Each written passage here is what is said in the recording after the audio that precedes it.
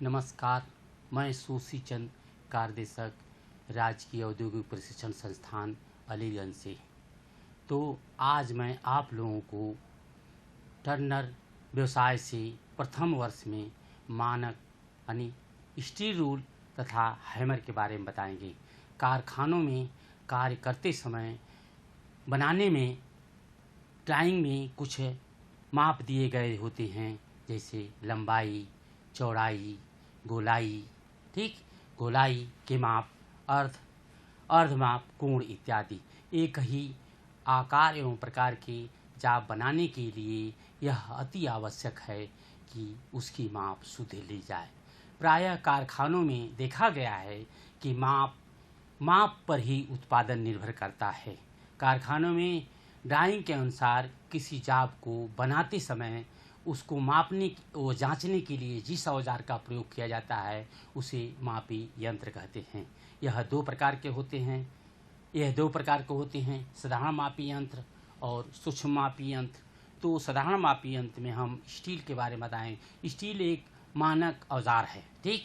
यह stainless steel, spring steel या cast steel के बनाए जाते हैं, ठीक।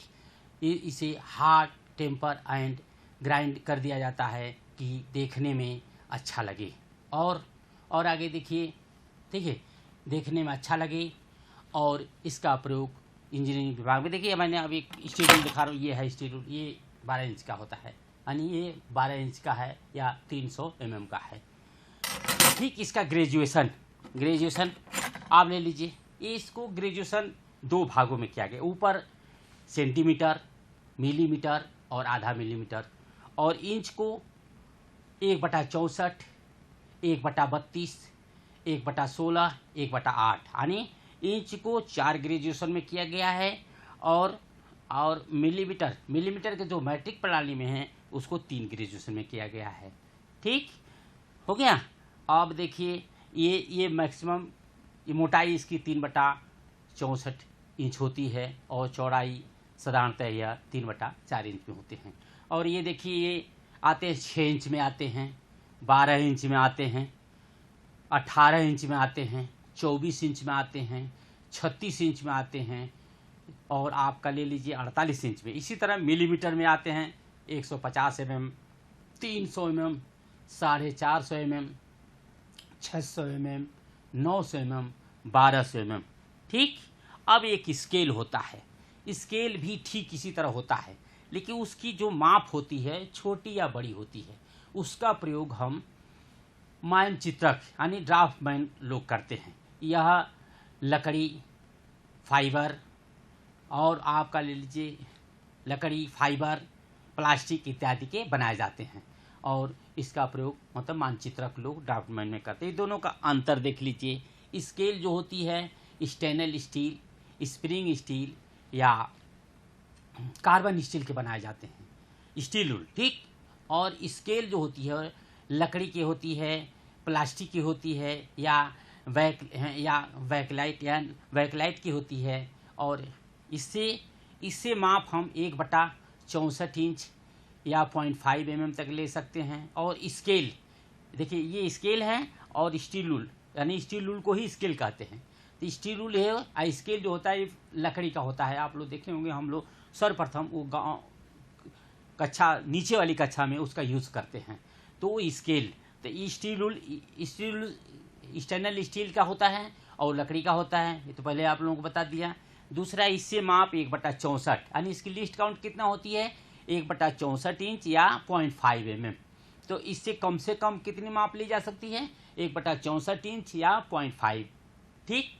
और उस स्केल से हम कम से कम 1 सूत, और स्केल जो होती है जो प्लास्टिक की होती है उससे हम 1 सूत या 1 मिलीमीटर लेते हैं। और इसका प्रयोग इंजीनियरिंग विभाग में किया जाता है, यानी जहाँ पे इंजीनियरिंग यानी चाहे वर्कशॉप हो, कारखाने हो या इंजीनियरिंग विभाग में। और उसका आपको पहले ही बता दिए कि ड्राफ्टमैन लोग प्रयोग करते हैं। और यह माप शुद्ध माप होता है और वह माप तुलनात्मक होता है, ठीक। और आगे आप ले लीजिए स्टील रूल के प्रकार। स्टील रूल के प्रकार मुख्यतः 9 प्रकार के होते हैं। फ्लेक्सिबल मानक rule, hook rule, narrow rule, shrink rule, short rule, की सेट रूल, कैलिपर रूल, और आपका हो गया कैलिपर रूल, हो गया आपका स्टील व कैनवेस रूल, और आपका फोल्डिंग रूल। ठीक।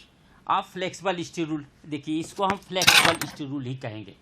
मूलतः ये फ्लेक्सिबल स्टील रूल इसको इसलिए कहा जाता है, जैसे मान लीजिए इसको टेढ़ा करने के बाद ये फुट तुरंत आ जा रहा है। ठीक।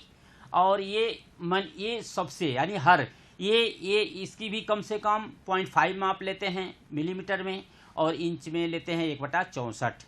ये भी आपका फ्लेक्सिबल स्टील रूल भी आपका 6 इंच में भी आता है, 12 इंच में भी आता है, 18 इंच में भी आता है, 24 में भी आता है, 36 में, 48 में। इसी तरह मिलीमीटर में 150 mm, 300 mm, 450 mm, 600 mm, 900 mm, 1200 mm, यानी ये भी विभिन्न साइजों में प्राप्त होता है। ठीक। अब आगे ले लीजिए हुक रूल। ये देखिए हुक रूल की भी ठीक फ्लेक्सिबल के बाद उसका भी लिस्ट काउंट होता है। मिलीमीटर में 0.5 mm और इंच में होता है आपका 1/64 इंच। वो भी विभिन्न साइजों में आता है, 6 inch, 12 inch, 18 inch, 24 inch, 36 inch, 48 inch. या इसलिए कह लीजिए कि वो भी आता है 150 mm, 300 mm, ठीक, 450 mm, 600 mm, 900 mm, 1200 mm। ठीक। लेकिन इसमें अंतर ये होता है, इसके किनारे पर हुक लगा होता है। ठीक। ये ज़्यादातर 30 सेंटीमीटर या 12 इंच में पाए जाते हैं। यानी ये देखिए 30 सेंटीमीटर का है ये, या 12 इंच का। इसी स्केल में ज़्यादातर हुक रूल पाए जाते हैं। हुक रूल में आगे हुक लगा होता है, किसी स्लॉट में हमारा हाथ नहीं पहुंचा, वहां तक इस स्टील रूल को पहुंचा दिए, उसके किनारे को लगा लिए, और उसके बाद हम इस पर माप ले लिए। तो जहां पर हमारा हाथ न पहुंचे, जहां पर हमारा स्केल पहुंचने के बाद दिखाई न दे, तो ये फिक्स हो जाता है, इससे हम माप लेते हैं। ठीक। अब देखिए अगला है आपका नैरो रूल।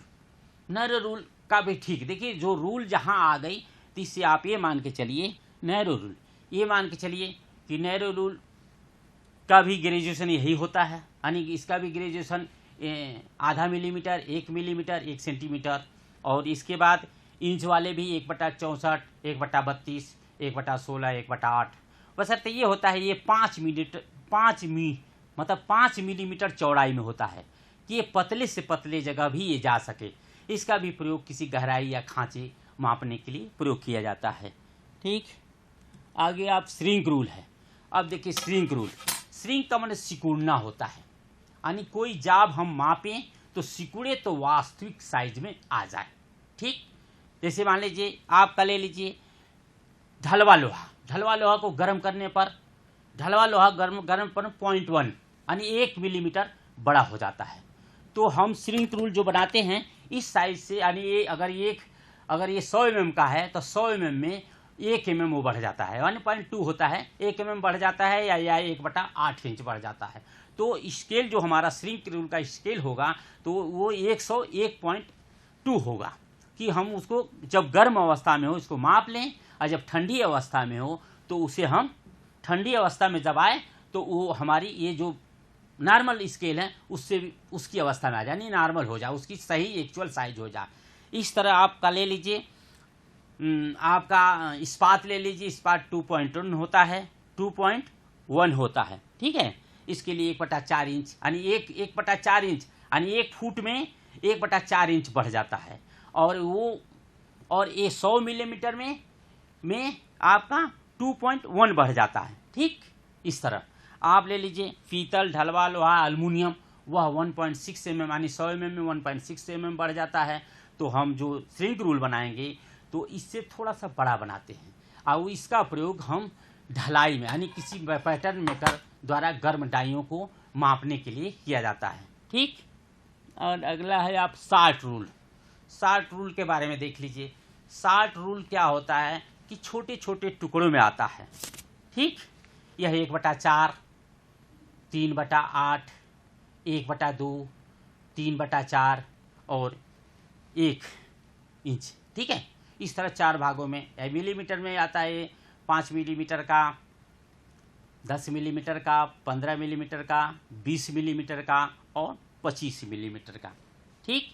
और छोटे छोटे टुकड़े में होते हैं, जैसे किसी बोतल में नापना हो या कोई डिब्बे में नापना, कोई गहराई में नापना, वहाँ पर हाथ न पहुँचता हो न स्केल पहुँचता हो, तो इसको हैंडल, देखिए हैंडल में पकड़ कर, देखिए उसमें दिखाया भी है, हैंडल में पकड़ करके हम उस माप को लेते हैं, जिसका इसका ग्रेजुएशन 1/32 होता है, ठीक है। और उसके बाद इसका माप लेने के लिए हम उसको ले करके वहाँ पर जाते हैं और जो दूरी मापना होता है उसको हम माप लेते हैं। जिस टुकड़े को उठा लीजिए, 1/4 वाले को उठा लीजिए, 3/8 का उठा लीजिए, या 1/2 या 3/4, जो भी हो उसको ले करके हम माप ले लेते हैं, ठीक। अगला है आपका की सीट रूल।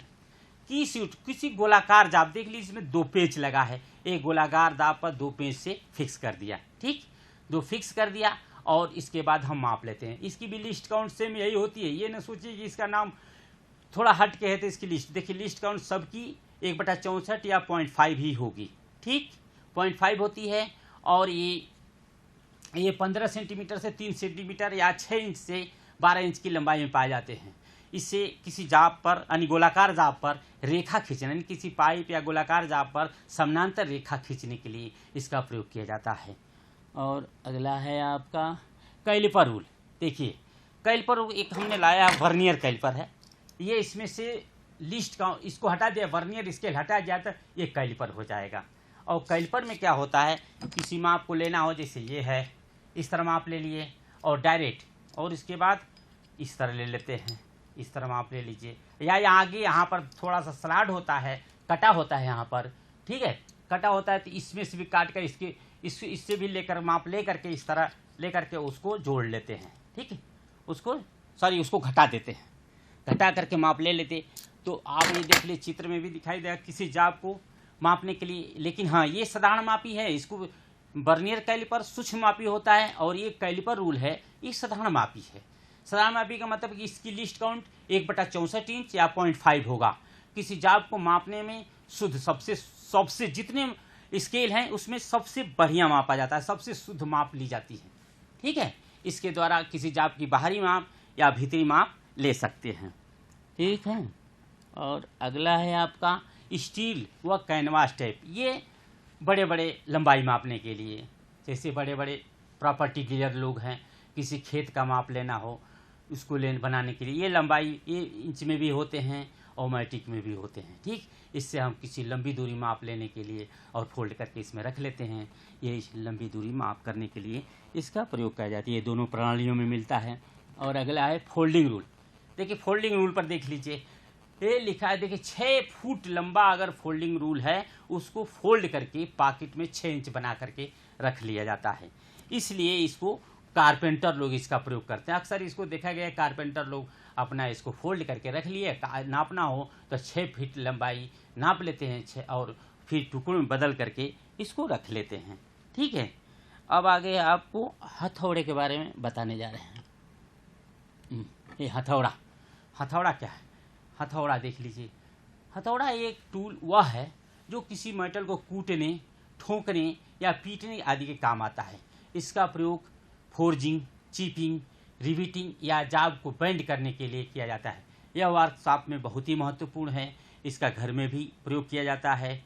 और यह कास्ट स्टील या कार्बन स्टील के बनाए जाते हैं। इसकी माप मतलब भार और पेन से की जाती है, ठीक है, पेन से मापी जाती है।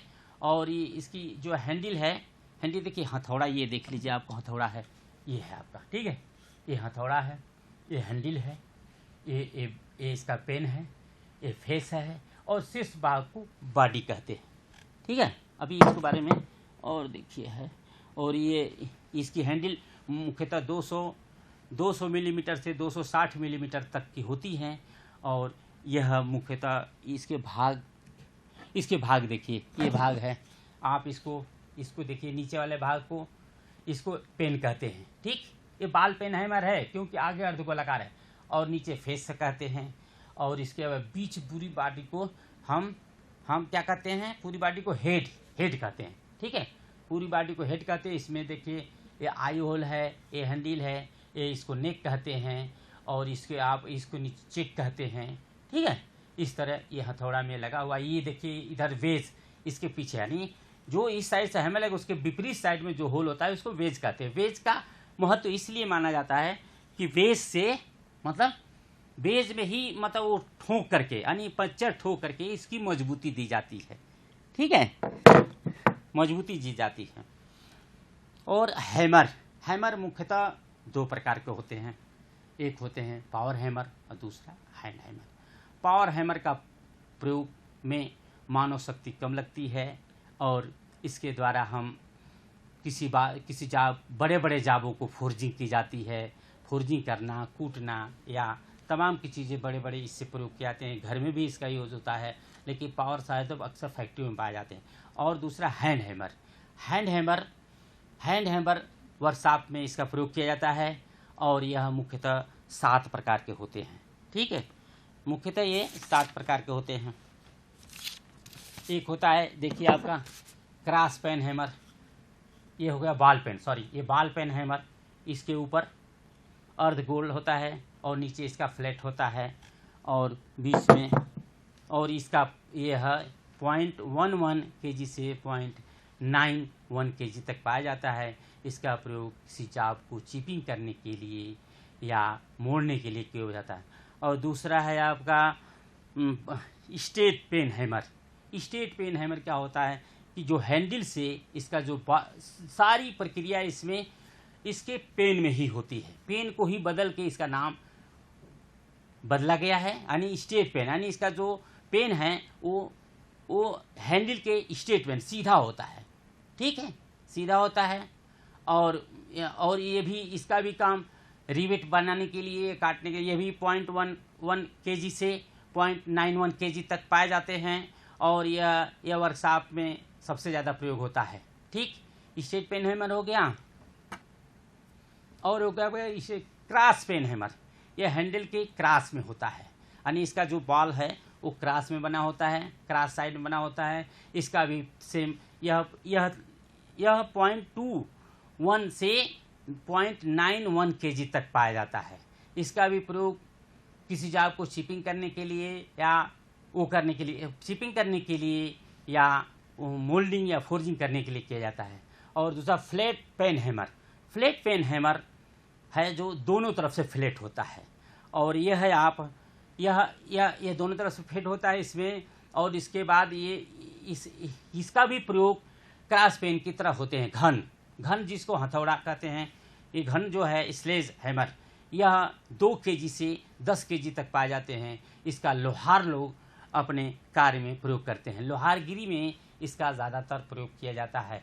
लोहार वहाँ हैमरिंग करने के लिए या किसी जाब को पीटने के लिए या किसी जाब को फोल्ड करके बढ़ाने के लिए इसका प्रयोग किया जाता है। यह जहाँ पर पावर सा हैमर नहीं है उसके जगह पर इसका प्रयोग करते हैं। और अगला है आपका क्ला हैमर का जो पेन होता है वो ठीक फ्लैट होता है मगर वो आगे की तरफ झुका रहता है और उसका फेस है वो चपटा होता है।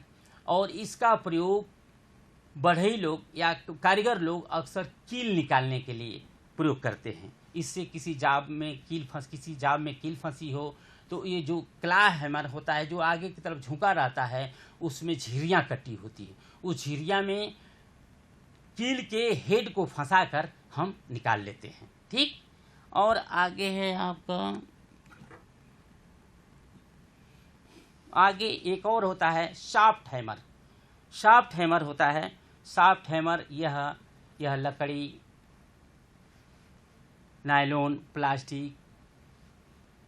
प्लास्टिक शीश इत्यादि के बनाए जाते हैं और इससे किसी शुद्ध यानी कोई मतलब ये कुर्सी जाब बना हो यानी जो जाब फिनिश किया गया हो कि उस पर निशान न लगे और उस निशान की जगह पर मतलब इसको हथौड़े पर मारने पर आप देखते हैं निशान बन जाता है। यानी फिनिश जाब अगर हो गया आपके पास तो उसमें निशान बन जाएगा। उस निशान को इस हैमर से नहीं किया जाता, तो इसके लिए सॉफ्ट हैमर का प्रयोग किया जाता है।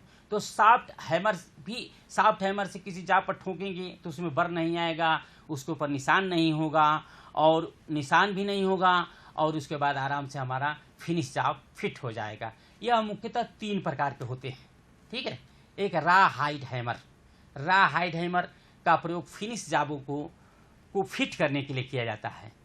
और इसका प्रयोग अक्सर पतले सीटों के लिए भी किया जाता है कि उस पर निशान ना आए। और दूसरा होता है आपका मेटल हैमर। मेटल हैमर लकड़ी के बनाए जाते हैं, जैसे शीशम के या सागौन के ले लीजिए, ये मतलब हार्ड लकड़ी के बना करके। और इसका भी ठीक किसी सीट को, यानी पतली पतली सीट को पीटने के लिए इसका प्रयोग किया जाए। सीट में हम अगर पीटते हैं तो इस हैमर से पीटेंगे तो निशान बन जाएगा, अगर हम उससे पीटते हैं तो निशान भी नहीं बनता है और अपना कार्य भी हो जाता है। और अगला दूसरा होता है नायलॉन हैमर। देखिए नायलॉन हैमर अक्सर जहाँ पर अकार्बनिक धातु, यानी जहाँ पर लोहे के अलावा अन्य धातुओं का प्रयोग किया जाता है, वहाँ पर हैमर नायलॉन का प्रयोग किया जाता है। नायलॉन जो होता है वह आपके चलिए एक स्टील के ऊपर रबड़ का सेट चढ़ा दिया जाता है और उससे पूरी इस हैमर की तरह उसका प्रयोग करते हैं, और हैमर की तरह उसका प्रयोग करते हैं और काम भी होता है और जाब पर निशान भी नहीं पड़ते हैं। ठीक, नायलॉन हैमर हो गया। और देखिए आपका